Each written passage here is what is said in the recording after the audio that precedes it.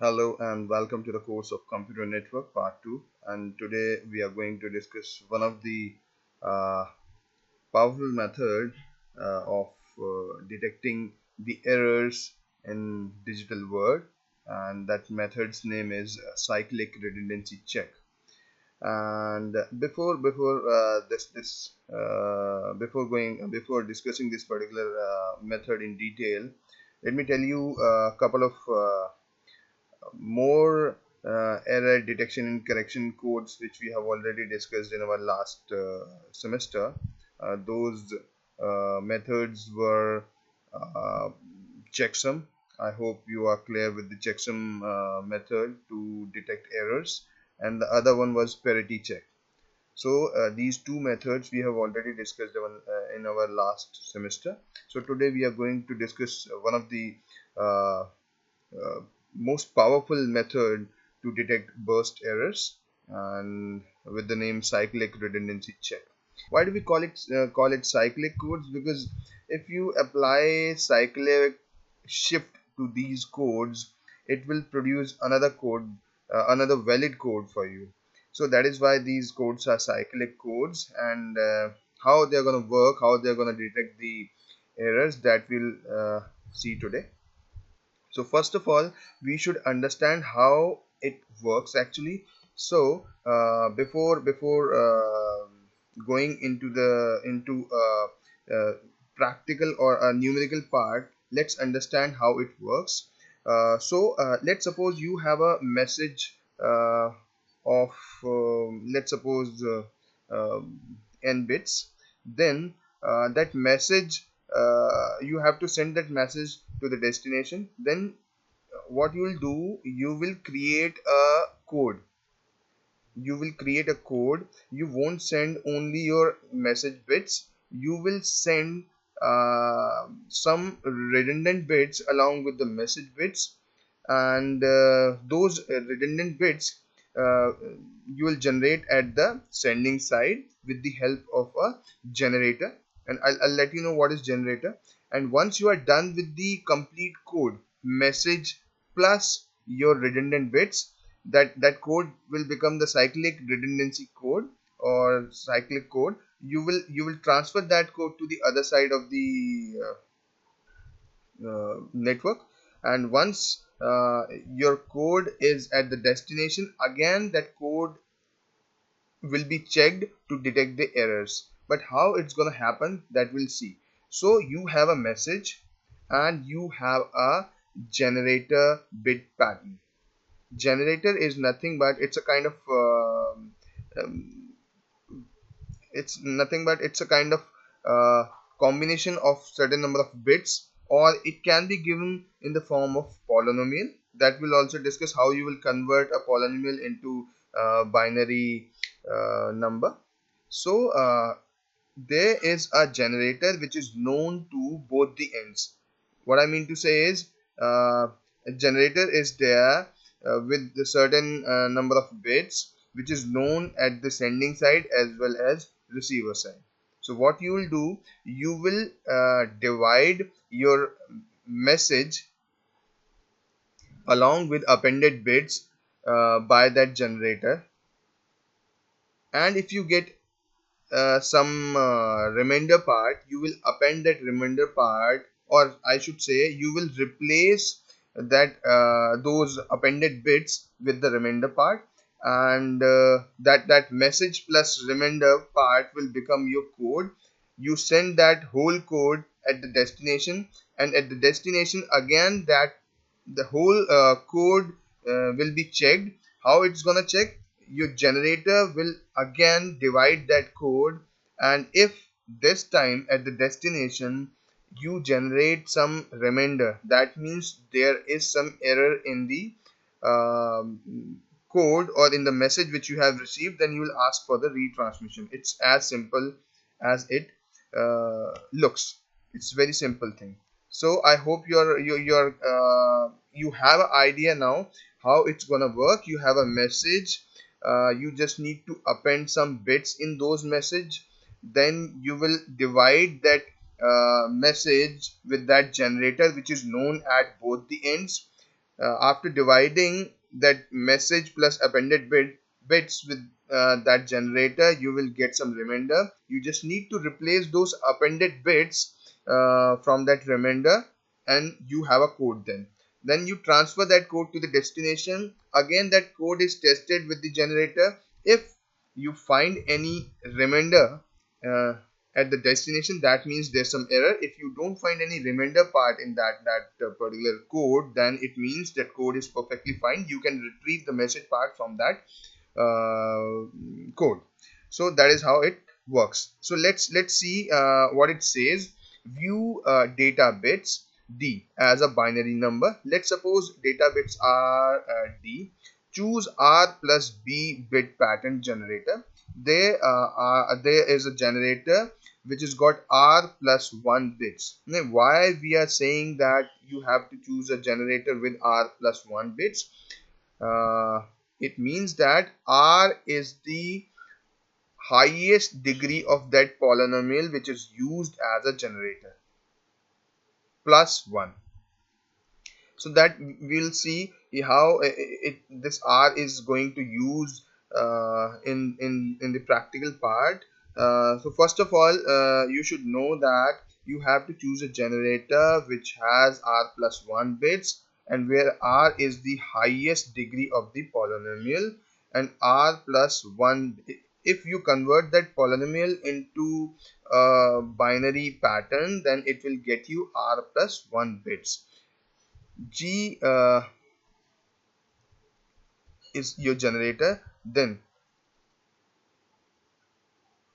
R is your remainder. What all you need to do is these are some uh, what should I say, uh, mandatory things which you need to know, that R, D and R, your data bits in R exactly divisible by your generator should be modulo 2. Receiver knows, as I told you earlier, that that generator is known at both the ends, at the sending side as well as at the receiving side. And if non-zero remainder is at the receiving side, then there is some error. And the one of the most important thing about this cyclic redundancy code detection part is it can detect all burst errors less than r plus 1 bits. What I mean to say is, if your generator part is of 5 bits, that means your cyclic redundancy check method can detect uh, up to 4 bits of errors. So that is how it's going to work, and this is a popular method for detecting errors which is used in Ethernet protocol, and 802.11, it's a wireless Ethernet protocol, or I should say Wi-Fi. It is also used in ATM techniques. So let's see how it's going to work. It's a practical example of uh, your cyclic redundancy check.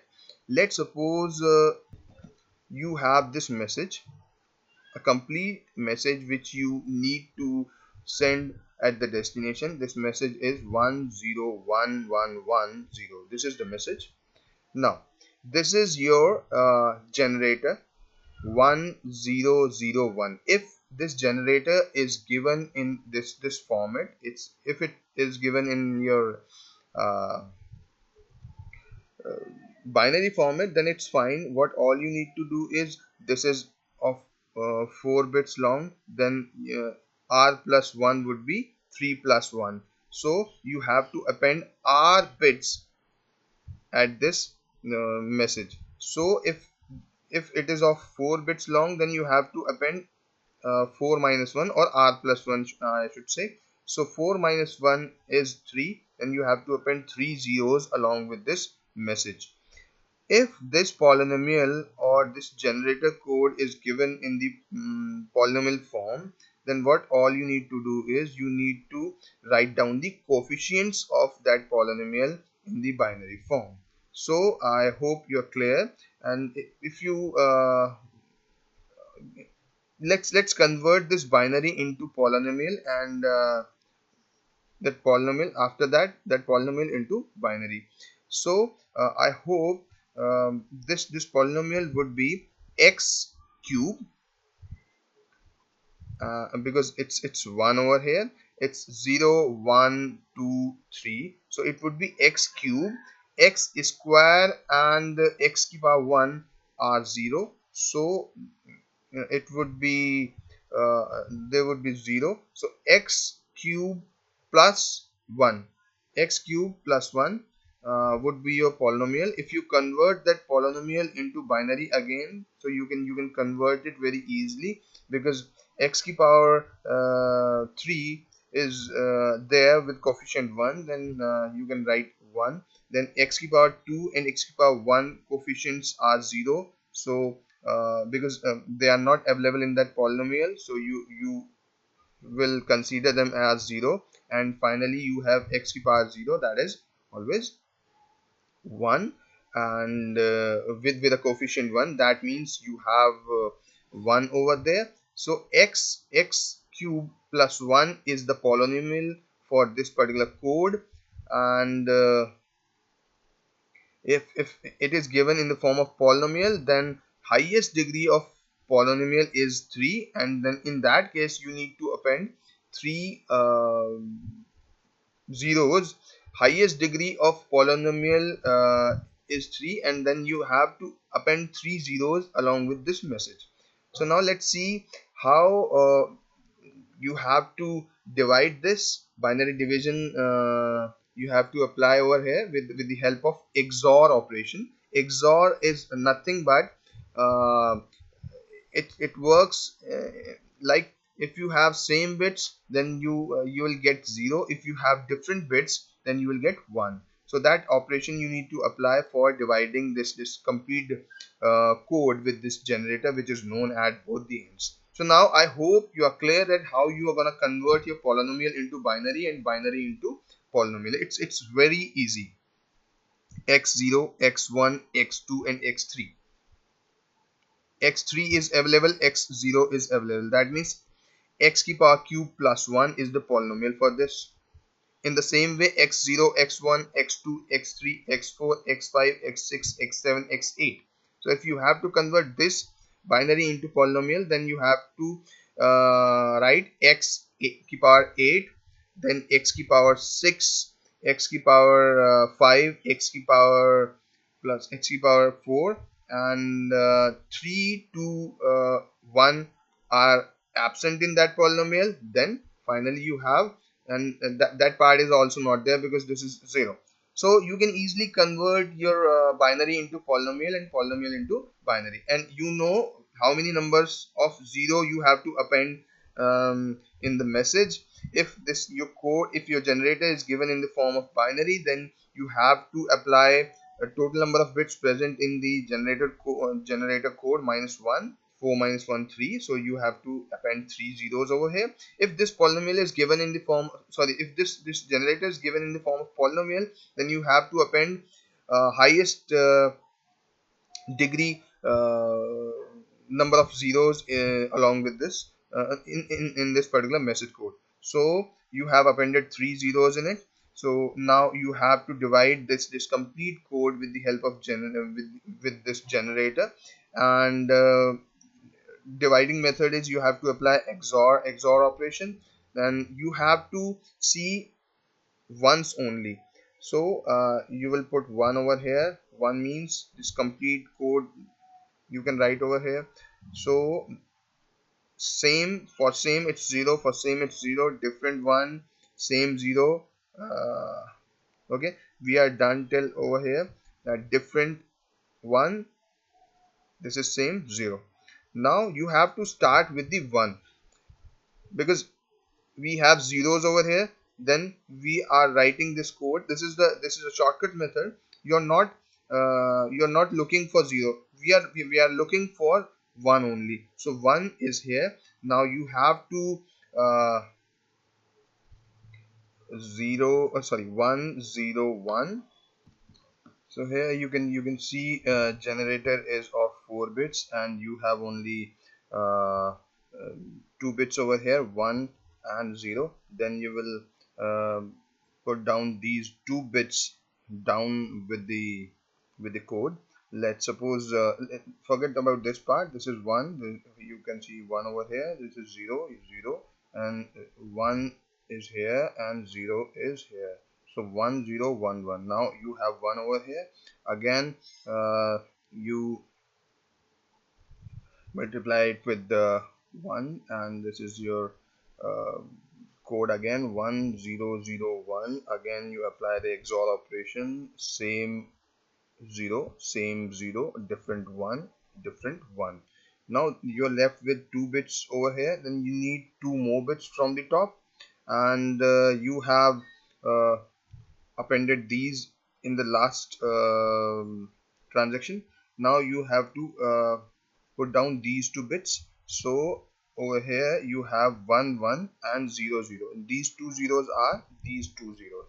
So now the code is 1 1 0 0. Again you apply the XOR operation with generator. 1 0 0 1 is the generator. Now you'll find same 0, different 1 this time, same 0 and different 1. So you have now 1 0 1 3, and you have 4 bits in generator. Then you need only 1 from the uh, top side. Then you put down this 0 along with this code. It is 1 0 1 0 now. Now again you put your generator over here, 1 0 0 1. It apply the XOR operation, same, that means 0, different 1 and different 1. So your remainder is 1 and 1, and there are no bits left in the in your code. So you are left with 1 1, that means 2 bits. Now you have to replace this remainder, these appended bits with this remainder, but you have to look for the number of bits, number of zeros are appended along with the message. So number of zeros are 3. So you have to count 3 bits from the least significant bit present in the remainder. So it is you start with least significant bit 1 1 0.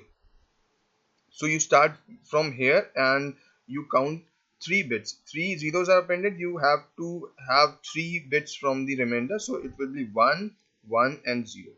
So you just need to append these 3 bits to this message, and your code is ready to send. Once you send this code to the destination side, then at the destination you will again divide this code with this particular generator, and I hope if you append this remainder over here and you will divide this code with the generator, you won't get any remainder. If you won't get any remember at the destination side, that means there's no error in this code. If you get some remainder part at the destination after dividing this whole code with this generator, that means there are some error in this particular code, and you will ask for the retransmission. So instead of correcting the code by some technique, it's quite it uses quite simple way, because correcting this particular code will take more time. So you can simply ask for the retransmission, and again you check the code with the generator. If you find if you don't find any remainder part, that means there is no error uh, in the message which you have received. So that is how it's gonna work. So I hope you get an idea how cyclic redundancy check codes are gonna use, and how they are going to detect the errors, and how we are going to uh, replace, or I should say how we are going to correct our message. We won't correct our message, we simply ask for the retransmission of that particular message. So let's understand this whole process once again uh, with a brief um, thing of all the structure. Let's suppose this is a message. These are the message bits present at the sending side which you have to send to your uh, destination, and this is a generator bit. These are the generator bits which are known at both the ends, sending side as well as receiving sides. Both the things in the examination can be given in the form of polynomial. I hope you know how to convert a polynomial into binary and binary into polynomial. So no doubt about that. Now, two more important things which we need to understand before dividing or before creating a cyclic code is that if you are given this generator in the form of in binary form, then you need to append number of bits present in the generator minus 1, number of zeros. You need to append number of bits present in the generator minus 1, number of zeros with this message. And if you have 4 bits present in your generator, then your CRC can detect up to 3 uh, bit errors present in the message. So it's quite simple, that you just need to append 4 minus 1 zeros along with this message. And if this generator is given in the form of polynomial, then you have to append highest degree number present in your polynomial, that number of zeros along with this message.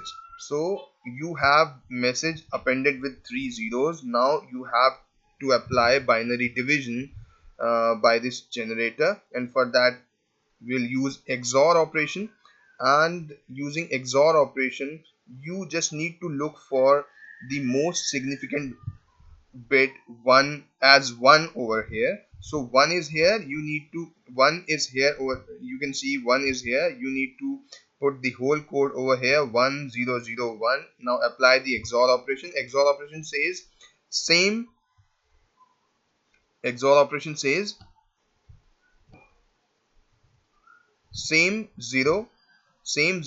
different 1, same 0. So again, you will find zeros over here, you get 1 and you get 0 over here. So you get 1 and 0, and you have 4 bits in your generator. Then you need to put down 2 bits from the top. Okay, so this is 1, this is 0, and 1 0 from the top, 1 and 0 from the top.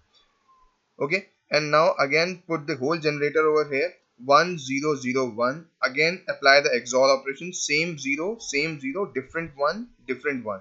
Now you got 2 bits and your generator's got 4 bits. You need to put down 2 more bits from the top. So 1 1, and 2 more bits are 0 0.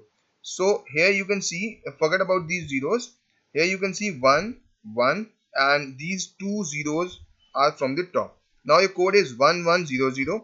It starts with 1, that means you just need to put down the whole generator over here, 1001, and again you apply the XOR operation. You can see 1 1, same means 0, and different means 1, same 0, different 1. So this time you have got 101, and your generator has got 4 bits and your code has got 1013 bits. Now you need only one bit from the top, and only one bit is left in this message. So you put down the 0 with the code, and you divide this particular you apply the XOR operation with the generator 1001, and you find this whole thing over here and apply the XOR operation. It says 0 1 1, same 0, same 0, different 1, different 1.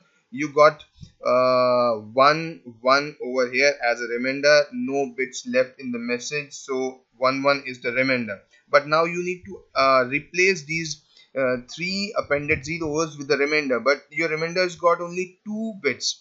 So start from the least significant bit and get 3 bits. 1 1 are already there and this is 0.